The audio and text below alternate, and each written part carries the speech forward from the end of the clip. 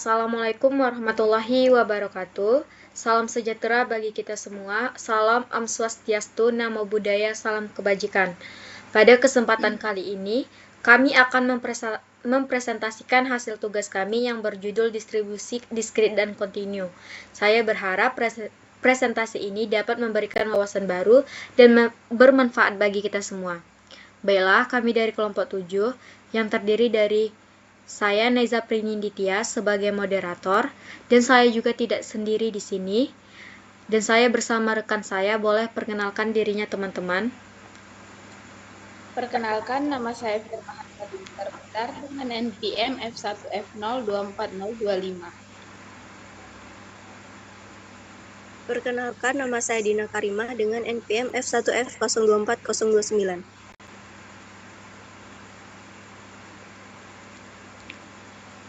Perkenalkan, nama saya Nurul Anami Isikoma dengan NPM F1F024031. Perkenalkan, nama saya Mukail Baskario Sidabutar dengan NPM F1F024055. Baiklah, selanjutnya untuk yang menjelaskan pertama akan disampaikan oleh Nurul Anami. Dipersilahkan. Baik, untuk yang pertama itu tentang distribusi diskrit, yang mana distribusi diskrit yaitu distribusi di mana peubahnya secara teoritis tidak dapat menerima sembarang nilai di antara dua nilai yang diberikan. Distribusi peluang dengan variabel random bersifat diskrit pada suatu waktu.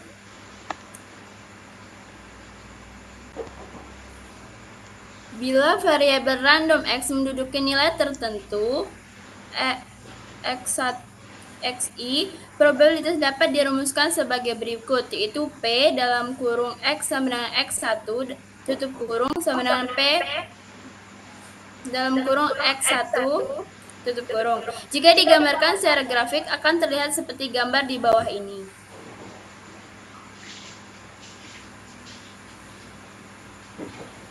Macam-macam distribusi peluang diskrit. Yang pertama, distribusi peluang binominal, kedua, peluang Poisson, ketiga, peluang multinomial, 4, peluang hipergeometrik.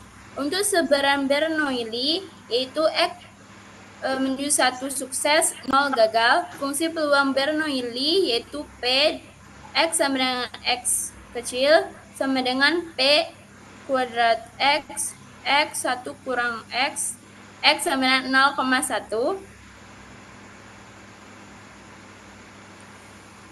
Lalu selanjutnya distribusi binomial. Distribusi binomial adalah distribusi yang mengacu pada dua kemungkinan hasil yaitu sukses atau gagal.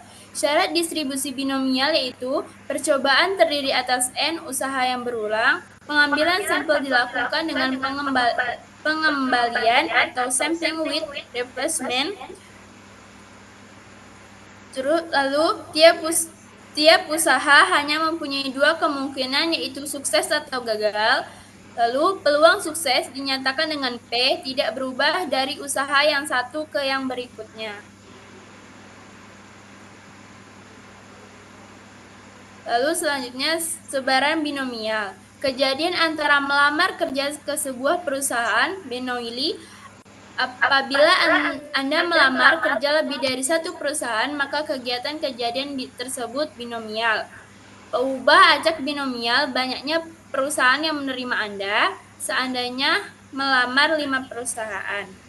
Di mana kejadian Anda diterima perusahaan adalah saling bebas satu sama lain dan memiliki peluang yang sama besar, itu P, maka nilai-nilai X adalah AX sama dengan 0, 1, 2, 3, 4, 5. 0, A, tak ada perusahaan yang menerima Anda. 1A, Anda diterima oleh satu perusahaan. 2A, Anda diterima oleh 2 perusahaan, dan seterusnya sampai 5A, Anda diterima oleh 5 perusahaan. Baik, selanjutnya yang akan dijelaskan oleh Firma. Peluang binomial. Pertanyaannya, berapa peluang Anda diterima 2 perusahaan? Jika diketahui peluang sukses adalah 0,6 dan keputusan masing-masing perusahaan akan menerima atau menolak Anda bersifat saling bebas. Fungsi peluang binomial. P X sama dengan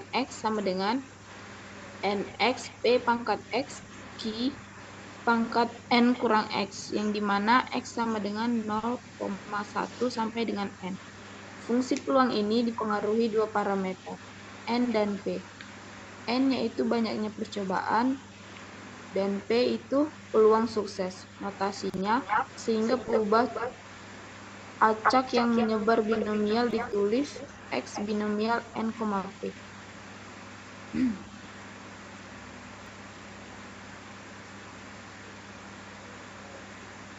Min dan varians peluang binomial. Rumus min yaitu mu sama dengan NP. Varians sama dengan NPQ. Penyelesaian dari ilustrasi, peluang diterima dua perusahaan, P buka kurung X sama dengan 2. Karena tadi Anda melamar 5 perusahaan, maka N-nya sama dengan 5. Dan diketahui P sukses sama dengan P sama dengan 0,6. Sedangkan P gagalnya sama dengan 1 dikurang P sama dengan 0,4.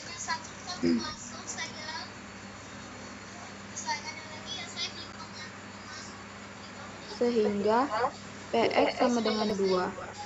Sama dengan 52 dikali 0,6 pangkat 2 dikali 0,4 pangkat 5 kurang 2 sama dengan 5/2 dikali 3 kali 0,6 pangkat 2 dikali 0,4 pangkat 3 sehingga menghasilkan 0,768. Jadi peluang Anda akan diterima oleh dua perusahaan adalah 0,768. Catatan, peluang sukses diterima setiap perusahaan adalah sama, yaitu sebesar P sama dengan 0,6. Kesimpulannya, peubah acak binomial terdiri atas N kejadian Bernoulli yang saling bebas dan masing-masing memiliki peluang sukses P.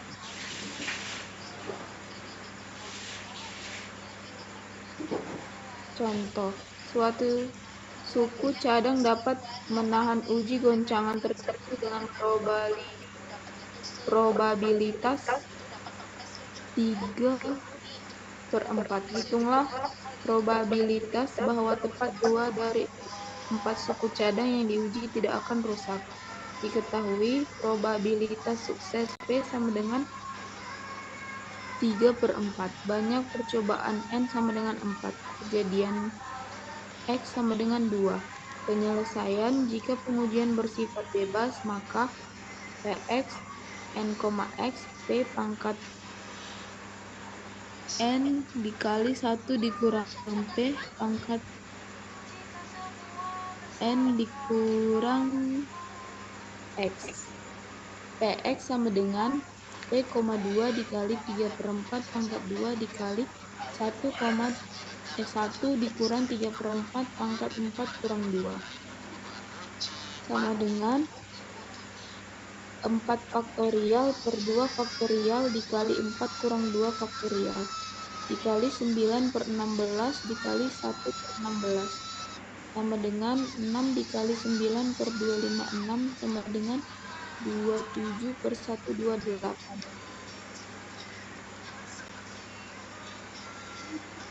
Sebaran Poisson.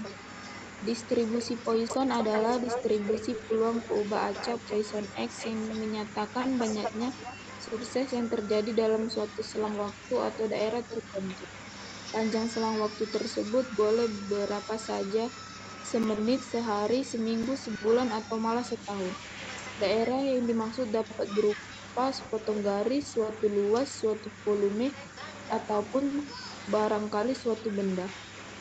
Suatu percobaan Poisson memiliki sifat berikut. Yang pertama, banyaknya sukses terjadi dalam suatu selang waktu atau daerah tertentu tidak terpengaruh oleh bebas dari apa yang terjadi pada selang waktu atau daerah yang terpilih. Yang kedua, peluang terjadinya suatu sukses atau tunggal dalam selang waktu yang amat pendekatan dalam daerah yang kecil sebanding dengan panjang selang waktu dan besarnya daerah, dan tidak tergantung pada banyaknya sukses yang terjadi di luar selang waktu atau selang tersebut. Yang ketiga, peluang terjadinya lebih dari suatu itu sukses dalam selang waktu yang pendek atau daerah yang sempit tersebut tiap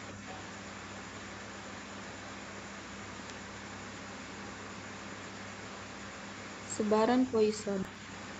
Ubah acak Poisson.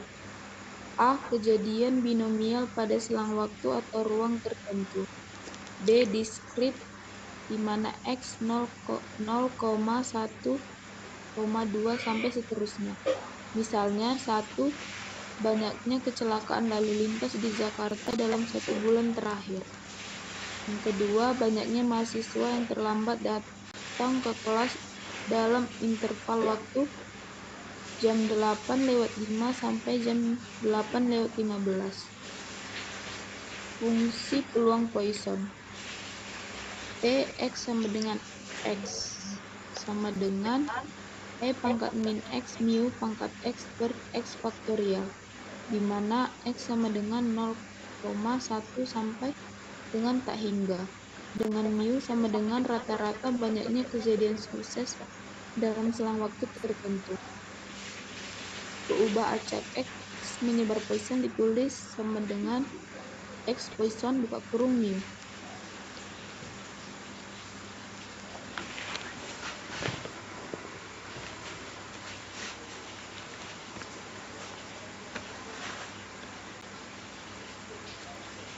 Parameter lambda lebih besar dari 0. Min Poisson mu sama dengan lambda. Variansi Poisson. Distribusi Poisson dapat diturunkan sebagai bentuk limit dari distribusi binomial dengan parameter n dan p. Apabila kita ambil n mendekati tak terhingga dan p mendekati 0, sedemikian hingga np sama dengan lambda konstan, maka dihasilkan distribusi Poisson varian pangkat 2 sama dengan lambda. Distribusi Poisson dengan menggunakan penjelasan probabilitas murni.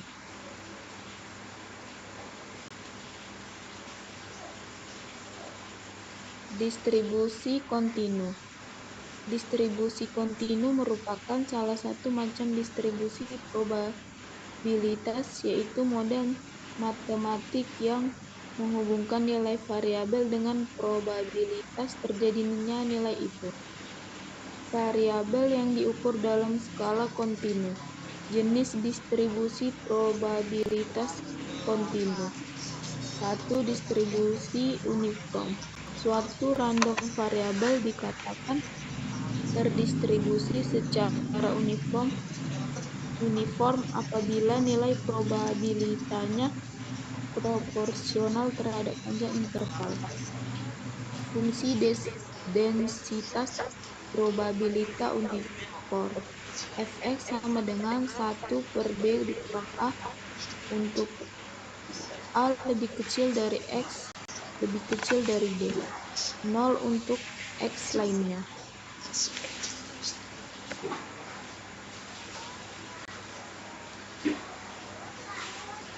Di mana A sama dengan batas bawah interval dan B sama dengan batas atas interval. Bentuk distribusi kontinu adalah kurva yang halus, dengan luasan di bawah kurva sama dengan probabilitas, sehingga probabilitas bahwa X terletak di dalam interval dari A sampai B ditulis P buka kurung A lebih kecil sama dengan X lebih kecil sama dengan B sama dengan logaritma BA F X 0 dx. Yang kedua, distribusi normal atau Gaussian. Karakteristik distribusi probabilitas normal. 1. Bentuk kurva normal seperti L dan simetris. 2. Parameter varian.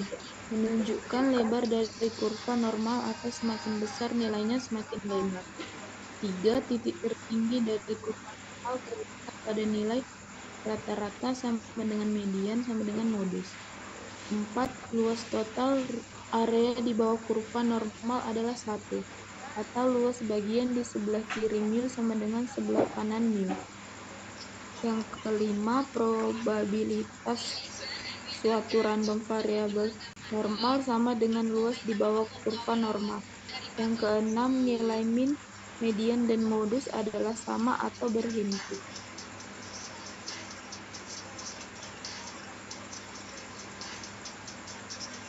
Mungkin distribusi normal adalah distribusi yang paling penting baik dalam teori maupun penerapan statistika. Jika X suatu variabel random normal, maka distribusi probabilitas X adalah Fx sama dengan 1 per varian akar 2 pi E pangkat setengah dikali X dikurang mu per varian, di mana min tak hingga lebih kecil X lebih kecil tak hingga. Parameter distribusi normal adalah min mu, atau dengan min tak hingga lebih kecil X lebih kecil tak hingga dan variansi varian pangkat 2 lebih kecil dari 0. Distribusi itu digunakan secara luas sehingga kerap kali kita gunakan notasi khusus. X, N, buka kurung, mu, varian pangkat 2 yang berarti X distribusi normal dengan min mu dan varian pangkat 2. Bentuk visual distribusi normal adalah simetrik, mempunyai satu modus atau kurva berbentuk lonceng.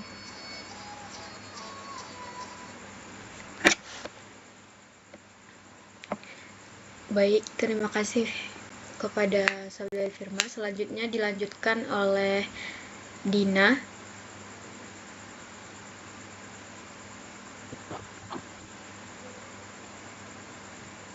Baiklah, yang selanjutnya fungsi densitas normal, di mana Fx sama dengan 1 per alfa akar 2x dikali E min pangkat X min X min mu pangkat 2 per 2 sigma kuadrat. Mu itu sama dengan rata-rata mean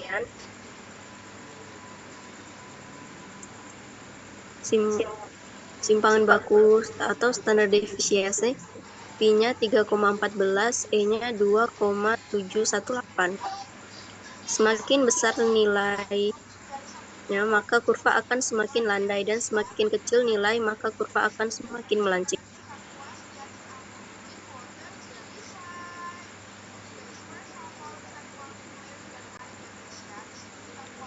Contoh variabel random yang memiliki distribusi normal, yaitu distribusi error dalam pengukuran dalam meteorologi, pengukuran curah hujan, sebagai pendekatan bagi distribusi binomial dan distribusi hipergeometrik dan lainnya.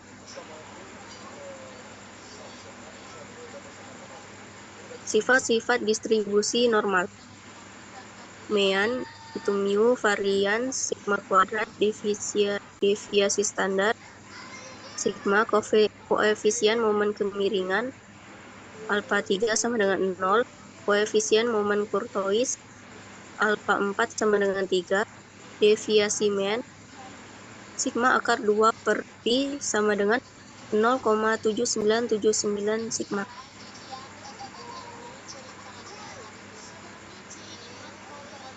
Sifat-sifat distribusi normal.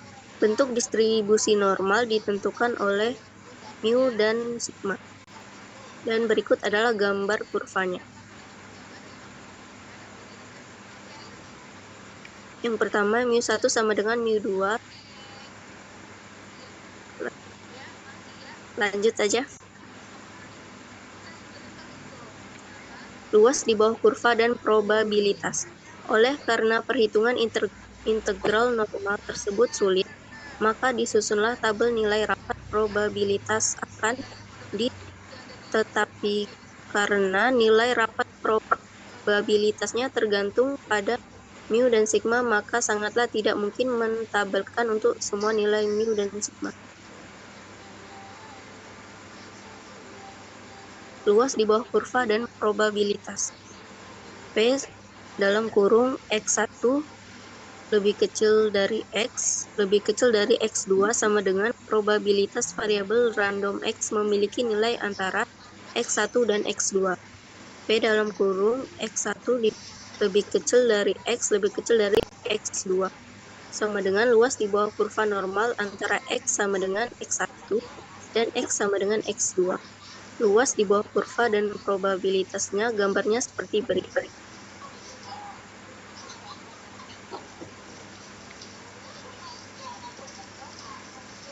Distribusi normal kumulatif didefinisikan sebagai probabilitas bahwa variabel random normal X lebih atau sama dengan suatu harga sigma atau P X lebih kecil sama dengan A sama dengan FA integral 1 per sigma akar 2pi dikali E pangkat min setengah X min mu per sigma kuadrat dx. Integral ini tidak dapat dihitung dalam bentuk rumus, tetapi dengan menggunakan perubahan variabel z sama dengan X min mu per sigma. Hitungan ini dapat dilakukan independen dengan mu dan sigma kuadrat, yakni P dalam kurung X lebih kecil sama dengan A, sama dengan P Z lebih kecil A min mu per sigma, sama dengan A min mu per sigma dengan adalah fungsi distribusi kumulatif distribusi normal standar. M-nya sama dengan 0, deviasi standarnya sama dengan 1. Transformasi ini biasanya dinamakan standarisasi, sebab transformasi ini mengubah variabel random n dalam kurung mu sama dengan sigma kuadrat menjadi variabel random n dalam kurung 0,1.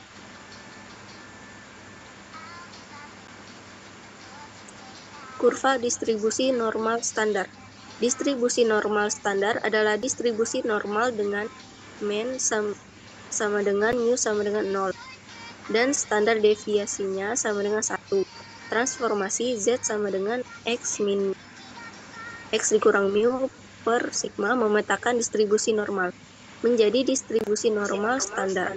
Sebab distribusi normal selanjutnya kurva distribusi normal standar.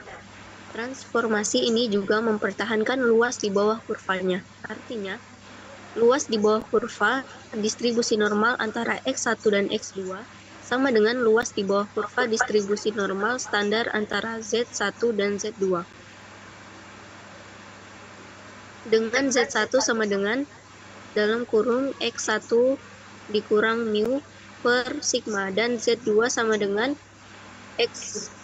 X2 dikurang mu per sigma, sehingga cukup dibuat tabel distribusi normal standar kumulatif saja.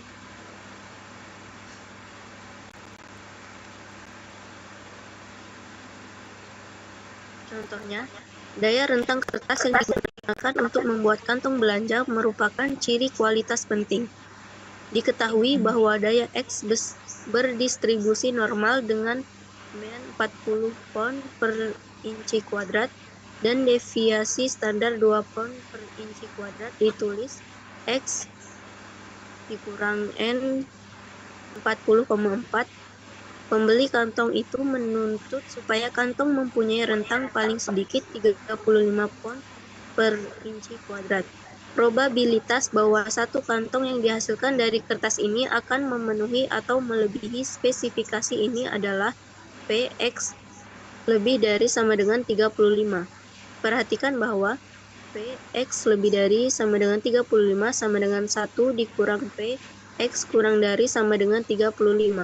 Untuk menghitung probabilitas ini dari tabel normal standar, kita standarisasi titik 35 dan kita peroleh Px kurang dari 35 sama dengan Pz kurang dari 35 per 40 dikurang 40 per 2 sama dengan Pz kurang dari sama dengan min 2,5, sehingga didapatlah 0,0062 dan hasilnya probabilitas yang kita inginkan adalah Px lebih dari sama dengan 35 sama dengan 1 dikurang Px kurang dari sama dengan 35 sama dengan 1 dikurang 0,0062 sama dengan 0,9938.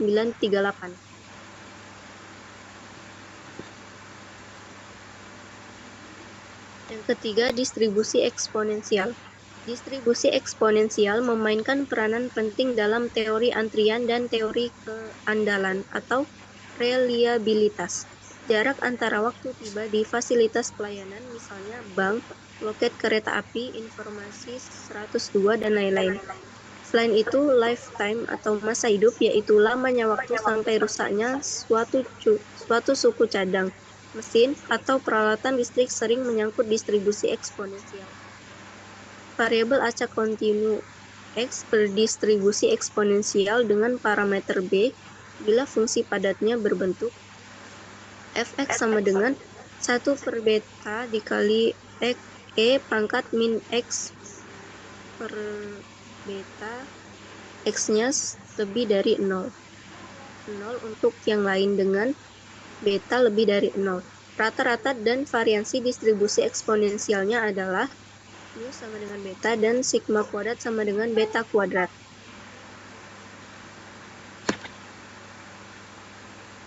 Satu sistem mengandung sejenis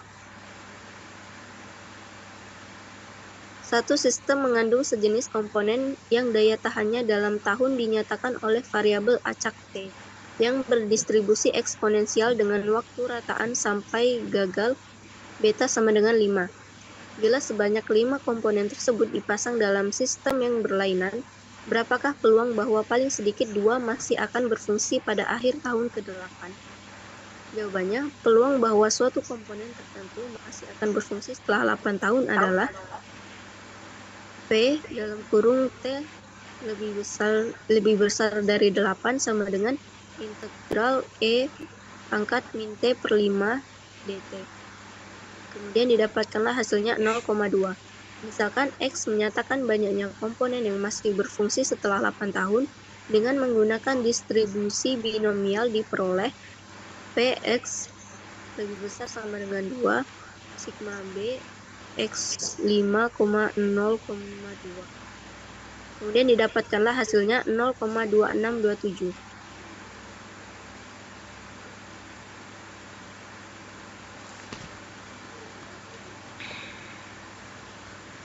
Terima kasih. Baik, selanjutnya yang akan dilanjutkan oleh Mukael.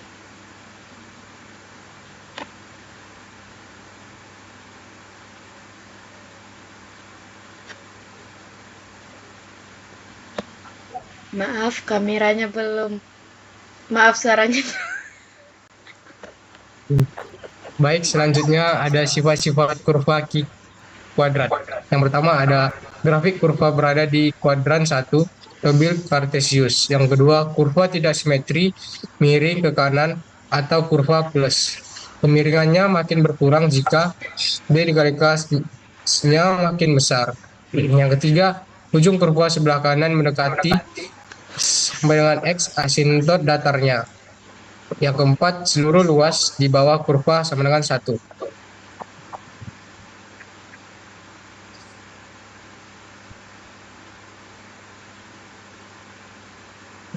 Kurva Q kuadrat. Yang pertama, luas daerah yang diarsir sama dengan P. Titik kritis untuk P sama dengan 0,95 dan P sama dengan 14 adalah 22,7.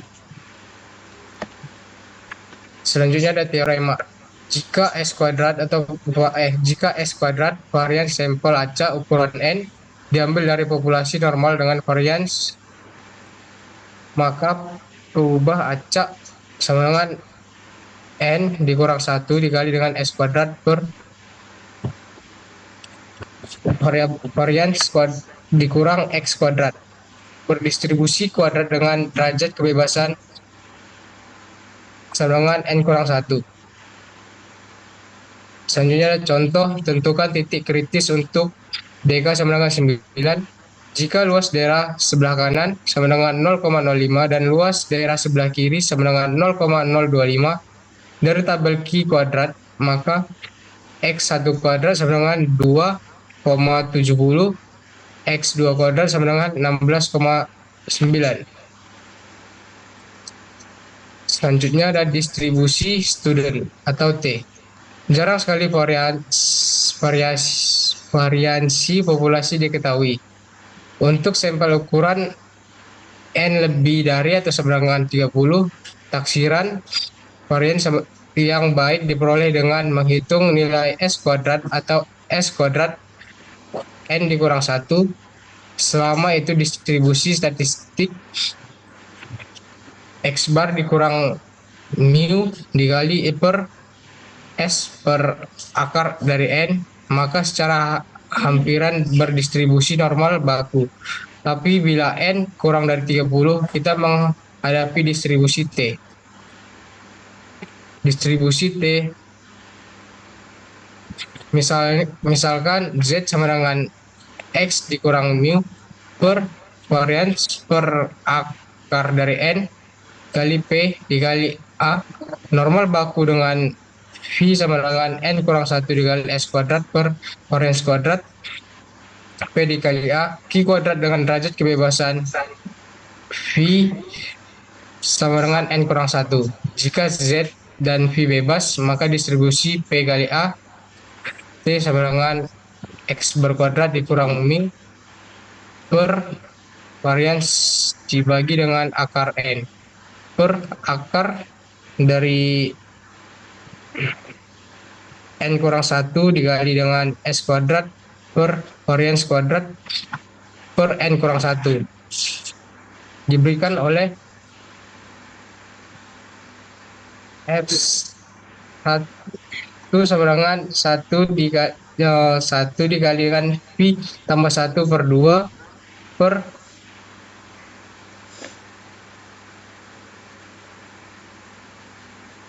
satu dikali dengan V per 2 dikali dengan akar N dikali dengan 1 tambah T kuadrat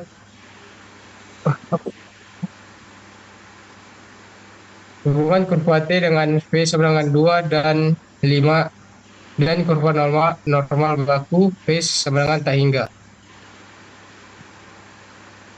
Sifat-sifat kurva T. Yang pertama, kurva tangkup terhadap rataan 0. Yang kedua, kurva berbentuk lonceng, tapi distribusi T lebih berbeda satu sama yang lain dengan distribusi Z karena nilai T tergantung pada dua besaran yang berubah-ubah, yaitu X bar dengan X kuadrat, sedangkan nilai Z hanya tergantung pada perubahan X bar. 3. Kedua ujung kurva mendekati sebelah min X asintot datarnya. Yang keempat, seluruh luas di bawah kurva sama dengan 1. Distribusi F. P misalkan U dan V, kedua berubah acak bebas masing-masing berdistribusi Q kuadrat dengan DK1 sama dengan V1 dan DK2 sama dengan V2. Maka distribusi P dikali A sama dengan X sama dengan U per V1 per V per V2 kali F dengan DK sama dengan V1 dan DK2 sama dengan V2. Fx sama dengan R dikali V1 tambah V2 per 2 dikali V1 per V2 pangkat V1 per 2 dibagi R dikali V1 per 2 dikali R dikali dengan V2 per 2 dikali dengan X pangkat V1 per 2 dikurang 1 per 1 tambah V1 dikali dengan X per V2 pangkat V1 tambah V2 per 2. Kurva F. 1 dikurang P dikali dengan R dikali R dikali V2 dikali V1 sama dengan 1 per F V2 dikali dengan F2 dikali F1. Ada dua DK, yaitu DK1 sama dengan V1 dan DK2 sama dengan V2. Untuk P sama dengan 0,05 dengan V1, V2 sama dengan 24,8 dibagi F sama dengan 3,12 untuk P sama dengan 0,01.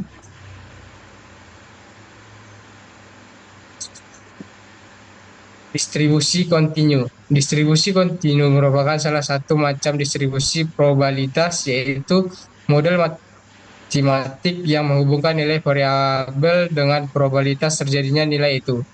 Berupa variabel yang diukur dalam skala kontinu. Jenis distribusi probabilitas kontinu. Pertama, distribusi uniform. Suatu random variabel dikatakan terdistribusi secara uniform apabila nilai probabilitasnya proporsional terhadap panjang interval. Fungsi densitas probabilitas uniform dengan fx sama dengan 1 per b dikurang a untuk a lebih kecil sama dengan x lebih kecil sama dengan b. 0 untuk x lainnya. Sifat-sifat kurva V. Grafik kurva berada di kuadran 1 bil Cartesius. Kurva tidak simetris, miring ke kanan, atau kurva plus. Ujung kurva sebelah kanan mendekati sampai dengan x asintot datarnya. Seluruh luas di bawah kurva sama dengan 1. Kesimpulan. Dalam statistika, distribusi dibedakan menjadi dua jenis utama, yaitu distribusi dan kontinu. Distribusi diskrit memiliki variabel yang hanya dapat dengan sejumlah nilai terbatas atau dapat dihitung, seperti jumlah keluarannya, banyak anak, dan dengan contoh distribusi seperti binomial dan Poisson. Selain distribusi kontinu memiliki variabel yang dapat mengambil nilai apapun, rentan tertentu secara berkelanjutan seperti tinggi badan atau berat badan. Dengan contoh distribusi normal dan eksponensial, perbedaan utama pada sifat nilai yang dapat diambil. Diskrit memiliki nilai terpisah. Kontinu memiliki rentan nilai tak terbatas. Kedua jenis distribusi memiliki peran penting dalam analisis statistika untuk memahami dan memodelkan fenomena dalam penelitian dan pengambilan keputusan.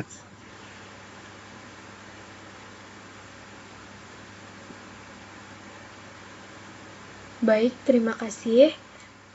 Demikian presentasi dari kami yang berjudul distribusi, diskrit, dan kontinu. Saya berharap informasi yang telah disampaikan dapat bermanfaat dan menambah pengetahuan kita. Jika ada pertanyaan atau diskusi lebih lanjut, kami sangat terbuka untuk menjawab dan berdiskusi bersama. Terima kasih atas perhatian. Wassalamualaikum warahmatullahi wabarakatuh.